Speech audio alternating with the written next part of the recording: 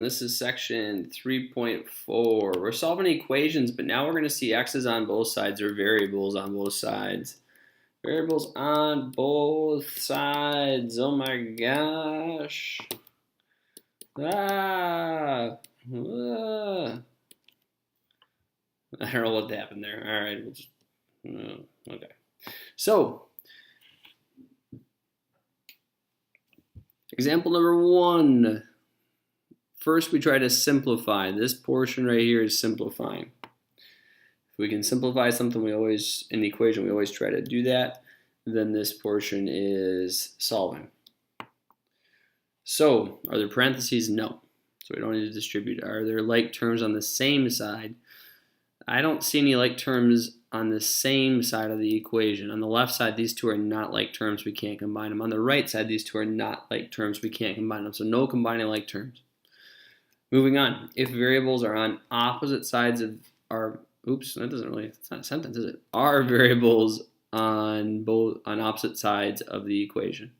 Yeah, here's an x and here's an x. If so, undo the smaller coefficient side. So looking at the multiplier of the x, that's a 7 and that's a -2. A negative is always smaller than a positive. So I need to undo -2x. To undo, and it's not just the -2 I'm trying to undo, folks. I'm not going to divide by -2 here. I want to undo the -2x. So I'm going to add 2 x's. -2x plus positive 2x is nothing. So if I'm going to add 2x on the right side, I have to add 2x on the left side.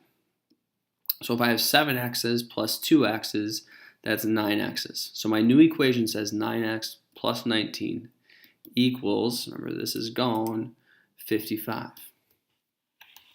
So now we can move on to solving this equation. This is like an equation that you saw yesterday.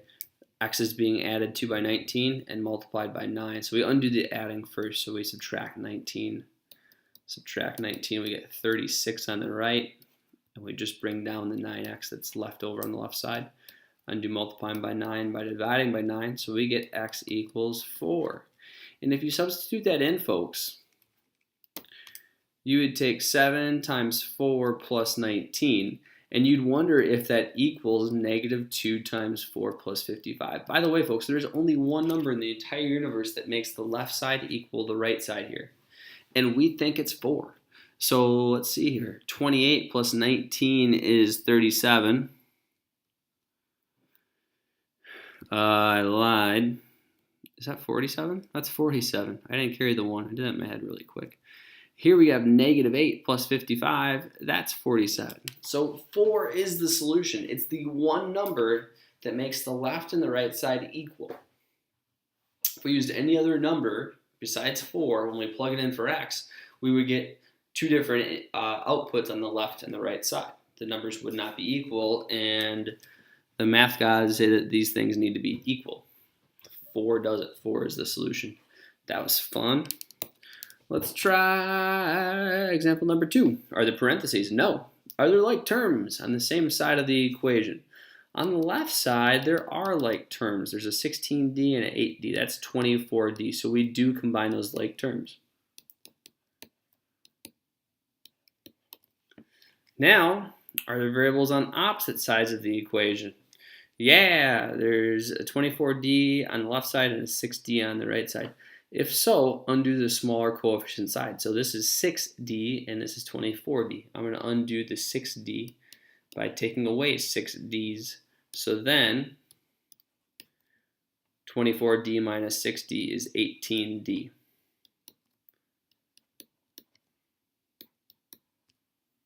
Divide by 18. I think 25.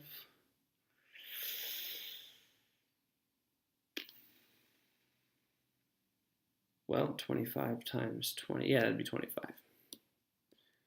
There we go. Boom.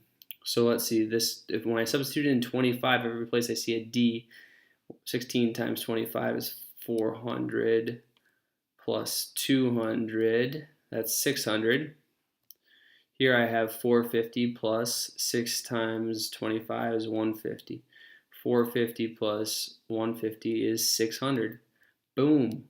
The answer is 25 for sure. 25 is the only one number that when you plug it in everywhere, you get the same number on the left and the same number on the right.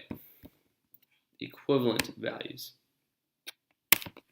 Let's put it all together now, folks. So now, these are, look at that thing. We can do that. We can solve this equation. First things first, can you simplify the left or the right side? Are there parentheses? Yes. So we're taking half of these two values inside the parentheses. So we get 6n minus 2 equals 14 minus 10n. All right, can we combine like terms? Are there the same terms on the left side that we can combine, or are there the same terms on the right side that we can combine? I can't combine these two on the left side, and I can't combine those two on the right side. Are there variables on opposite sides of the equation? Yeah, there's a negative 10n on the right, and there's a positive 6n on the left. So I'm going to undo the side with the smaller coefficient, and negative 10, because that is a negative 10, folks, is smaller than a positive 6. Negatives are always smaller than positives. So I'm going to undo negative 10n by adding 10n. Negative 10n plus 10n cancels. Now I do that on the right side, or on the left side as well. I add 10n, so I get now 16n. And now, folks, I've simplified the left and the right side as much as I can. Now I just solve for n by adding 2.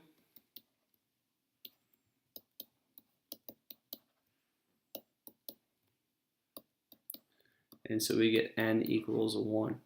If you plug that back in on the left side, 12 times 1 is 12, minus 4 is 8. Half of 8 is 4. So we get 4 right there on the left side.